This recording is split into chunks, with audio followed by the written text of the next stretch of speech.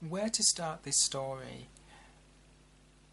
It begins at night, in the room of my best friend. Do I kiss my best friend? Does she kiss me? Keep listening to find out.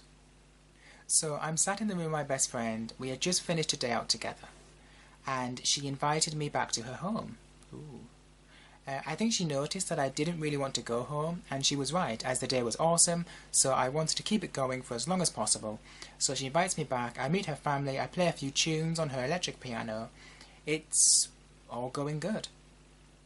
And we start having this conversation while drinking, not alcohol, just regular old fizzy pop. I don't know how we got onto this subject, but we spoke about what we would do if we were hit on by homosexuals. And we both weren't bothered. Obviously, we would just have to make it known we weren't homosexual and that their pursuit of our sexiness was, well, a waste of time. My friend notices my drink is low and gets me another, and I'm looking at the time, and the last bus from her town to my town is quickly approaching, so I know I'm going to have to leave. I'm sad at this prospect, as the fun day really is now coming to an end. So finally I get my things together and make my way to the local bus station to catch the last bus home. I get to my stand, which I'm expecting to be empty because it's late, but it isn't. Nope, there's a man there, no problem. How wrong was I in that judgment, in that this man isn't going to be a problem. Anyway, the man is looking up at the electronic timetable. I look at the timetable too. My bus should be arriving soon. Excellent, I thought. The man strikes up a little bit of small talk about how the buses are always late. I respond to be polite. My bus arrives, I get on. Well, actually we get on. Now I sit at the back of the bus because I think the seats at the back of the bus are the best seats. They're slightly raised and I like being able to see everything. And I think nothing of the conversation with the man. But as soon as the doors close and the bus starts to move, the man asks me if he can sit next to me. And my mind just freezes. The bus is practically empty. There's literally 3 people on the bus at this point. There's me, this man, and the driver. And I'm sat at the back and the guy is sat at the front. And he wants to sit next to me. Alarm bells started going off a little, but I couldn't say no because it was a public bus, so technically he could sit wherever he wanted, but socially, you don't. you don't, socially, if the bus is empty, you don't sit next to people if there are other empty seats. So, as I said, I just froze and didn't say anything, which he took as an invitation of yes, and walked over as the bus was moving and sat down next to me. I'm thinking, okay, maybe he just wants to sit next to me in silence. Nope, the man begins to talk and talk and talk at me as the bus starts to fill. He told me his name. He told me his recreational drug of choice. He told me he was on them at the point in time, so he told me he was actually literally, on, high at that time he was talking to me. And he told me how he would procure drugs for family members. He told me where he worked, how he put his place of work on the map. I think he spoke of House of Fraser, I think.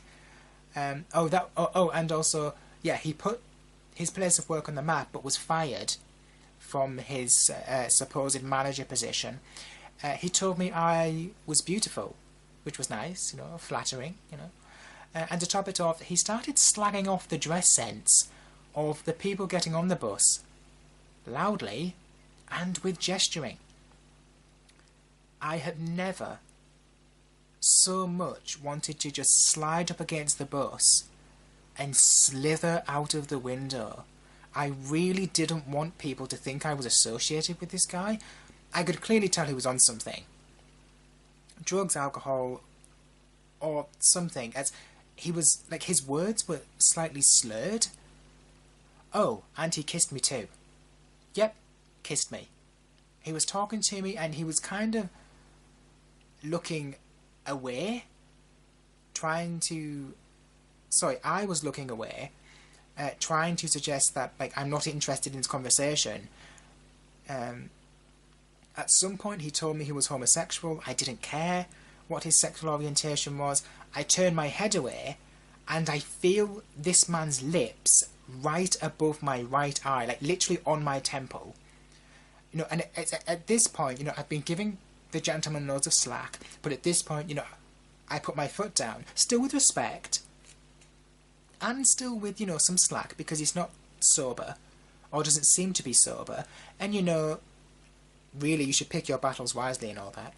No, I say something along the lines of, look, I don't care that you are homosexual, but I am not. You know, there's no chance here. Don't kiss me. You know, please don't kiss me without my consent. No, and he listens to me. Yay. You know, he doesn't kiss me again. He goes back to complimenting me and slagging off the other bus goers. But my bus stop arrives, and I press the buzzer.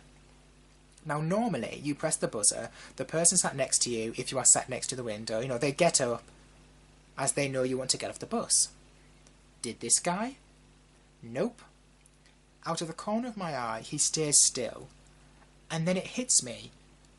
If he isn't moving, he either hasn't noticed that I want to get off, or he's going to touch me, or he wants to touch me in some way. I just had like a feeling. I stand up and he stands, so I think, oh, he is going to get out of my way after all. Nope.